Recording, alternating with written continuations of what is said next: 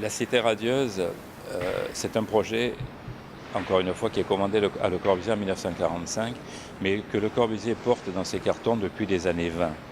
C'est l'idée en fait d'associer au logement tous les services et tous les équipements qui vont avec, que ce soit les écoles, que ce soit les commerces, etc. Bon. Aujourd'hui, la ville, bien évidemment, a évolué, mais la Cité radieuse, l'unité d'habitation de Marseille, dont je rappelle que Le Corbusier l'appelait lui-même l'unité d'habitation de grandeur conforme. Pourquoi grandeur conforme? Ça correspond en fait à la taille des habitants de l'unité, c'est-à-dire environ 1200 personnes, qui constituent en fait la population d'un petit village.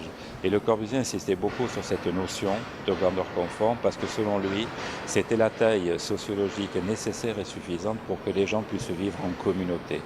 Et de ce point de vue, l'unité d'habitation de Marseille reste aujourd'hui. Pourquoi aujourd'hui ce bâtiment a vraiment une notoriété mondiale?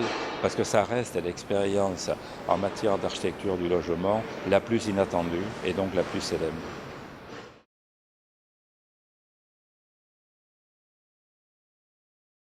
Ma relation à Le Corbusier, elle est bien sûr très forte, d'abord parce que j'ai des relations aussi avec la Suisse.